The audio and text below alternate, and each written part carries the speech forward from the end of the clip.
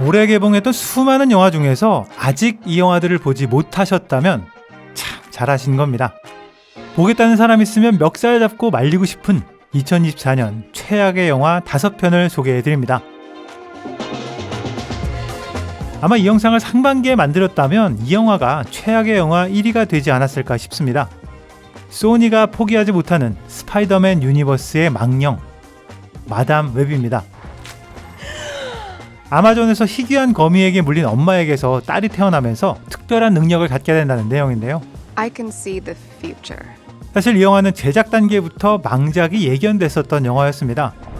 일단 이 영화의 시나리오를 쓴 작가들의 지난 작품들이 이렇습니다.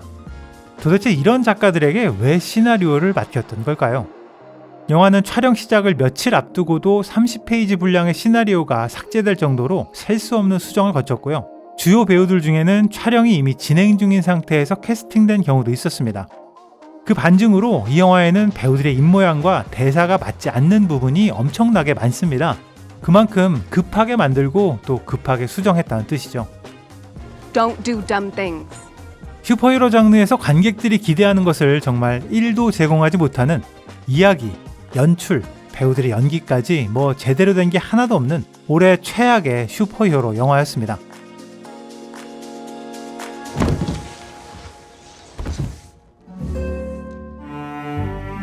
이 영화로 영상을 2개나 만들었을 정도로 저에게는 올해 가장 충격적인 영화였습니다.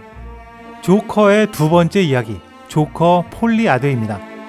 흥행과 평가 모두에서 엄청난 성공을 거두었던 1편 때문에 전세계 많은 관객들이 큰 기대를 가지고 있었지만 막상 개봉하고 나서는 만들어지지 말았어야 할 영화로 여겨지고 있죠.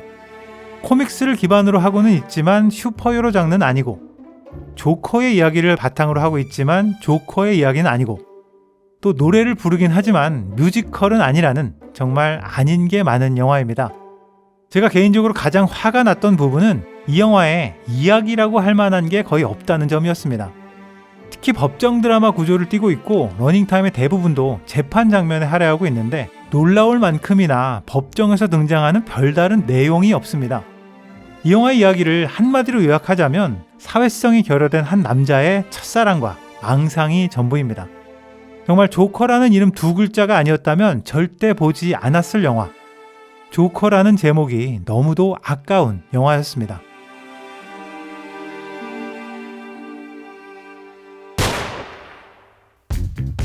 게임을 원작으로 한 영화 중에서 제대로 된 영화는 하나도 없다. 이 말을 다시 한번 증명한 영화 보더랜드입니다. 아마 이 영화가 개봉했는지조차 모르시는 분들이 많을 것 같습니다. 보더랜드는 북미에서 개봉 직후에 폭망하면서 우리나라에서는 정식 개봉조차 하지 못하고 VOD로 직행했던 영화입니다.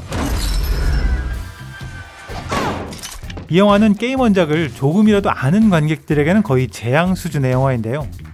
이런 게임 원작과 비교되는 단점을 제외하고라도 정말 어마무시하게 지루하고 진짜 재미없고 결말은 허무하기 짝이 없는 영화입니다.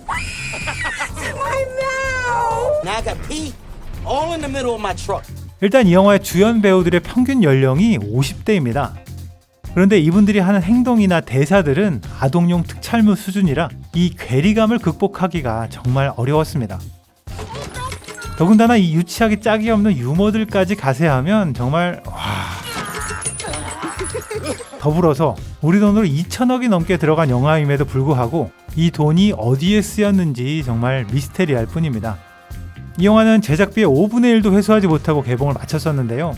부디 이 영화가 선례로 남아서 앞으로는 게임 원작 영화를 만들 때 조금은 더 신중해졌으면, 아니 그냥 게임 원작 영화들은 아예 만들어지지 않았으면 하는 바람입니다.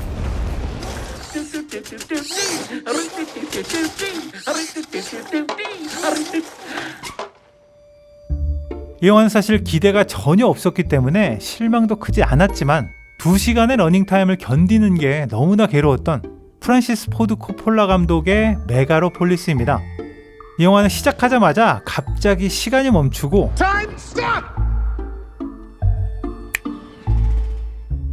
갑자기 패션쇼를 하고 콜로세움에서 경기를 하다가 서커스와 가상현실까지 등장합니다.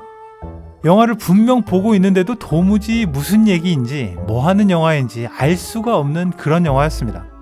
솔직히 이 영화에 출연한 배우들은 이 영화가 무슨 내용인지 이해하고 있는지 궁금해지기까지 했었습니다. 대부를 비롯해서 아카데미상을 5번이나 수상한 거장 감독이지만 이번 영화는 정말 개인적인 욕심이 너무 과하지 않았나 싶은데요. 관객들의 입장은 1도 고려하지 않은 극단적인 작가주의 영화라 할 수 있습니다. 이 영화에는 의미심장한 암시와 상징들로 가득한데요. 문제는 이 암시와 상징들이 뭘 의미하는지 전혀 궁금하지 않았다는 점이었습니다. 일부 평론가들은 실험적인 미술과 성취를 이룬 기념비적인 영화로 칭송하기도 하지만 저 같은 관객에게는 단연 올해 최악의 영화 중 하나였습니다.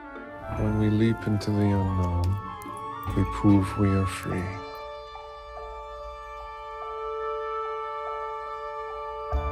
제가 고민할 필요도 없이 선택한 올해 최악의 영화, 아마존 활명수입니다. 한때 양궁 선수였던 주인공이 회사의 지시로 어쩔 수 없이 아마존 원주민 부족의 양궁 코치로 부임한다는 이야기인데요. 이 영화는 정말 처음부터 끝까지 한 번도 웃지 않았던, 아니 웃을 수가 없었던 영화였습니다. 방금 한국말 했어요? 이 영화에서 주된 개그의 소재는 아마존 고립 부족과의 문화적 차이 혹은 이들과의 소통에서 발생하는 해프닝들입니다. 그런데 개그를 위해서 이를 과장하려다 보니까 거의 모든 상황에서 고립 부족은 원시하고 미개한 것으로 묘사되고 있습니다. 우리는 정상이고 니들은 비정상, 우리는 우월하고 저들은 미개하다는, 어떻게 집안에서 모닥불을 펴요?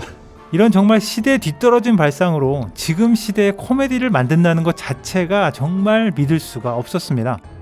개인적으로 개그만큼 화가 났던 또 다른 부분은 이 영화가 스포츠, 특히 양궁에 대한 영화임에도 불구하고 이 양궁이라는 스포츠를 전혀 이해하지 못하고 있다는 점입니다. 몇 달 연습해서 활 좀 잘 쏘게 되면 국제대회에서 우승을 한다? 야, 이건 정말 페널티킥만 잘 차면 프리미어 리그에서 우승할 수 있다는 것과 마찬가지입니다.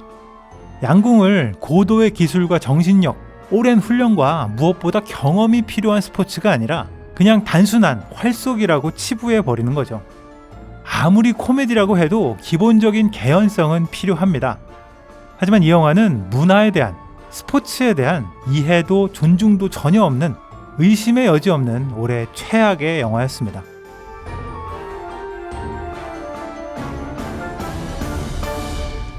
오늘 소개해드린 5편의 영화를 아직 보지 않으셨다면 앞으로도 보지 않으셔도 될 것 같습니다. 2025년 새해에는 더 재미있고 더 의미 있는 영화들이 기다리고 있을 테니까요.